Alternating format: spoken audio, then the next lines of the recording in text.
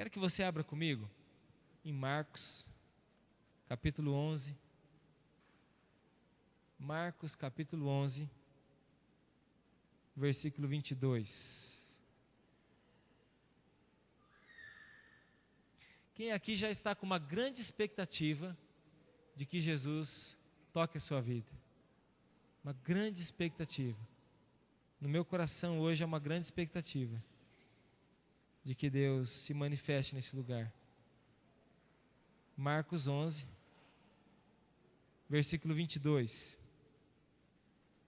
Quem encontrou, diga célula. A palavra de Deus diz assim: ao que Jesus lhe disse, tende fé em Deus, porque em verdade vos afirmo que, se alguém disser a esse monte, ergue-te e lança-te no mar, e não duvidar no seu coração. Fala comigo, não duvidar no meu coração, mas crer que se fará o que diz, assim será com ele. Por isso vos digo que tudo quanto em oração pedirdes, crede que recebeste, e será assim convosco. E quando estiverdes orando, se tendes alguma coisa contra alguém, perdoai, para que vosso Pai Celestial vos perdoe as vossas ofensas. Mas se não perdoardes, também o vosso Pai Celestial não vos perdoará as vossas ofensas. Feche os seus olhos, coloque a mão sobre o seu coração, fala comigo assim: Jesus, eu repreendo toda a incredulidade, dúvida, desconfiança do meu coração. Eu quero viver o sobrenatural do Senhor na minha vida. Amém. Hoje eu quero falar, meus queridos, sobre uma fé que move montanhas. A Bíblia diz que Jesus é o mesmo ontem, hoje e será para sempre. Jesus é o mesmo, Ele não mudou. E em todo esse tempo que o Espírito Santo de Deus vem agindo na vida da igreja, desde quando Jesus então veio, Ele falou que Ele precisava ir para que o Espírito Santo viesse. Ele morreu na cruz, ressuscitou, venceu a morte, conquistou a vida para nós. Então o Espírito Santo veio e agora nós somos casa de Deus. Eu e você somos casa de Deus. Eu e você somos tabernáculo, né? A gente chama esse local de tabernáculo para diferenciar do outro espaço que a gente tem, porque tabernáculo significa casa de Deus. Você hoje é a casa de Deus. Seu coração é a casa de Deus. Então Jesus, Ele vem agindo na história ainda. Na história da humanidade Ele vem agindo, na história da igreja. Ele vem agindo na vida das pessoas. E o que mais me impressiona é que em cada pessoa Deus age de uma maneira. A Bíblia fala, por exemplo, a história de um cego que se aproximou de Jesus. E Jesus pegou barro do chão, né? Diz ele que ele pegou a própria saliva, fez ali uma laminha e passou nos olhos do cego. Para que Jesus fez isso? Né? Não podia só ter curado ele? Para que passou barro no olho dele? Né? Você deixaria passar barro no seu olho? O pastor pega um pouquinho da saliva, meleca assim e passa no seu olho, vai orar por você. Como você se sentiria? Meio esquisito, né? Mas através desse ato, esse homem foi curado. Até a Bíblia diz que quando ele limpou os olhos assim, ele abriu o olho, ele viu, diz que ele via os homens como árvore. Daí Jesus fez mais uma oração, deu uma consertada, daí ele começou a ver certinho. A Bíblia fala de muitas pessoas, por exemplo, como Pedro, me impressiona isso. Que Pedro, um homem que foi marcado pela covardia. Um homem marcado pela covardia que não teve coragem de assumir diante das pessoas o seu compromisso com Jesus. O negou, não é verdade? A gente sabe que Pedro negou olhando nos olhos de Jesus. Mas impressionante que Pedro, depois de Atos 2, depois que Jesus a ressuscitou, veio o Espírito Santo sobre a vida dele, um homem convertido, transformado, agora o coração dele já não duvida mais. O coração dele já não duvida mais que Deus pode fazer todas as coisas. Ele via Deus fazendo todas as coisas, ele via o Senhor fazendo todas as coisas, mas havia ainda no coração dele alguma coisa que fazia ele duvidar. Mas a partir daquele momento, então, Pedro é tão cheio do poder de Deus, que a Bíblia diz que aonde ele passava, a sombra dele, ao passar pelos enfermos, os enfermos eram curados. Já pensou numa coisa dessa? Já pensou num poder sobrenatural desse? Isso vem de Deus ou não? Você acha que isso vem de uma pessoa? Isso vem de Deus. Se Deus quiser agir, né, se você não procura o sobrenatural de Deus, então você tem que ir para outro lugar. Você tem que buscar na ciência, você tem que buscar na medicina, você tem que buscar na racionalidade. Mas se você consegue entender que tem coisas que pertencem a Deus, vem dele. Um exemplo disso é a nossa própria vida, né? A nossa existência, a nossa vida, vem dele. Então você começa a andar então através do sobrenatural. E Jesus então está contando uma ilustração para os discípulos dele, dizendo assim, ó: se vocês, e Jesus está falando isso para vocês hoje, se vocês, se nós crermos e não duvidarmos aqui, ó, no nosso coração, crer sem duvidar.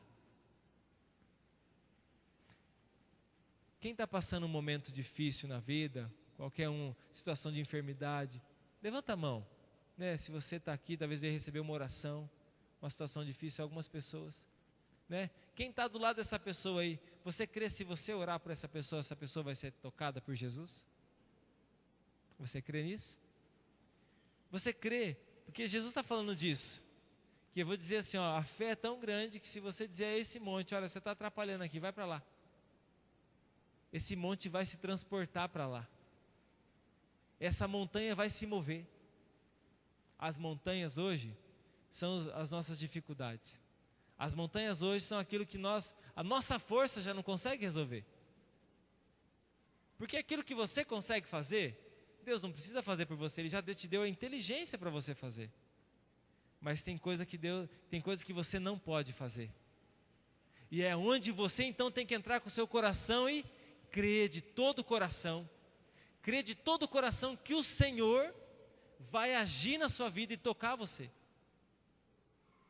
Agora mesmo que seja alguma coisa natural, mas se você ainda dobrar o seu joelho, coração de cordeiro, né, como eu ministrei domingo, dobrar seu joelho, se humilhar na presença de Deus e crer de todo o coração, Jesus vai tocar você.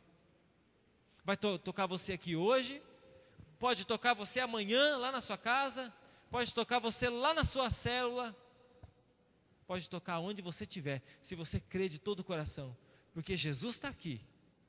Agora Jesus também deseja se manifestar na nossa vida. Agora Deus só se manifesta na nossa vida, eu tenho ensinado vocês a isso, quando nós o desejamos de todo o coração. Quando a gente realmente quer que Ele se manifeste. Quando a gente realmente quer que Ele tome conta da nossa vida. Porque ao mesmo tempo que a dúvida impede o milagre de Deus na sua vida, ou você crê de todo o coração, move a presença de Deus, vem e pode transformar todas as coisas. Não há nada impossível para o Senhor. Para todos que estão aqui, ó, Deus deseja agir na vida de todos, inclusive na minha. Quando a gente enfrenta momentos difíceis, eu passei por vários já, é a hora da gente dobrar nosso joelho, meu querido. É a hora da gente buscar ainda mais a Deus. Mas não também só buscar e depois deixar a Deus, não. Mas continuar buscando de todo o coração, porque é uma maneira de você crescer e crescer e crescer, porque além de Deus tocar a sua vida, Deus quer usar você também para tocar a vida de outras pessoas, para tocar o coração de outras pessoas. Você pensa assim, mas eu preciso tanto, será que eu tenho condições também de tocar a vida de outras pessoas? Claro que você tem. Uma coisa, Deus sabe que você não é perfeito, Deus sabe também que a gente é bem cabeça dura, não é verdade? Deus sabe. Deus sabe que a gente é teimoso. Deus sabe que muitas vezes a gente age na falsidade. Deus sabe, você tem como se esconder de Deus? Você tem como me enganar, você tem como enganar as outras pessoas, mas enganar a Deus não dá. Deus sabe. E Deus sabe também que você, às vezes, duvida que um monte pode se transportar. Talvez você está hoje aqui, mas está duvidando que o Espírito Santo possa agir na sua vida. E Deus está falando assim, creia de todo o coração. Porque hoje eu sou o mesmo que era ontem e que você para sempre, e vou agir na sua vida hoje. Agora Deus vai agir na nossa vida não do jeito que nós queremos, é do jeito que Ele quer. É do jeito que Ele quer fazer, porque Ele é Deus. Ele é Deus. Se igual Jesus pegou aquele lodo e passou nos olhos, Ele é Deus, Ele faz como Ele quer. Se aquele lodo podia curar, então através da fé ia curar. Agora você faz, não, eu quero que Deus age na minha vida, mas age desse jeito aqui. Deus não vai fazer assim. Deus vai fazer do jeito em que Ele quer fazer, do jeito que Ele quer fazer e agir na sua vida, porque o jeito dEle agir na nossa vida também é o jeito dEle tratar a nossa vida. É o jeito dEle lidar com a gente. Deus sabe lidar com a madeira que nós somos, né? Uma das coisas importantes para você aprender a mover as montanhas, além de não duvidar, é você aprender a não olhar para baixo e olhar para o alto. Abra aí em João capítulo 17, um pouco para frente. João capítulo 17, o versículo 1. A gente vê o próprio Senhor Jesus nos dando exemplo. João 17, versículo 1, diz assim: Tendo Jesus falado estas coisas, falado o quê? Se você ler um pouquinho antes, você vai entender o que ele tinha falado. Ele falou assim para os discípulos: essas coisas vos tenho dito para que tenhais paz em mim. Deus deseja que você tenha paz, não no dinheiro que você ganha, não na casa que você tem, não na segurança do seu trabalho ou na sua estabilidade, mas você tenha paz nele. Então isso ele diz para que você tenhais paz em mim, ele disse. No mundo passais por aflições, mas tende bom ânimo, eu venci o mundo. Aí começa, então, tendo Jesus falado essas coisas, falar do quê? Que você vai passar por aflição, que você vai passar por dificuldade, que vão aparecer montanhas no seu caminho, que vão aparecer também gigantes no seu caminho. Tendo falado essas coisas, levantou os olhos ao céu. Isso me chamou a atenção. Ele falou isso e ele deu uma indicativa de onde está o nosso socorro. Ele levantou os olhos para o céu. Ele levantou os olhos para o Pai. É para lá que você tem que levantar os olhos. Os seus olhos têm que estar sempre voltados para o alto. É do alto que vem o seu socorro. É do Senhor que vem o seu socorro. A Bíblia fala que José, quando estava preso, lá em Gênesis 37, ele estava preso com mais dois. E um teve um sonho, José interpretou o sonho dele e falou assim para ele: ó, quando você sair, você fala para Faraó de mim. Aonde José estava olhando? Estava olhando na terra. Ele achava que a influência dele ia livrar ele da prisão. E o homem saiu realmente. José foi usado para trazer a interpretação daquele sonho, um poder sobrenatural de Deus na vida daquele homem. Saiu da prisão. E você acha que ele lembrou de falar de José? Não lembrou. José continuou preso. José colocou a esperança dele aqui na terra. Nossa esperança está lá no alto. Por isso que quando a gente olha para aquilo que está acontecendo, o nosso coração não tem que se amedrontar. Quando você passa por uma situação difícil na sua casa, o seu coração não tem que se amedrontar. Você tem que olhar para o alto. Essa é a hora de você buscar ainda mais. Tem crise aí dentro do seu coração? Tem alguma crise dentro do seu coração que você não está conseguindo resolver? Olha para o alto. Aquele ditado que tem assim, que pau que nasce torto nunca se endireita, isso é uma mentira do diabo. Porque endireita sim, tem jeito. Não tem nada que para Deus não tem jeito. Fala para o teu irmão, você tem jeito sim, fica tranquilo.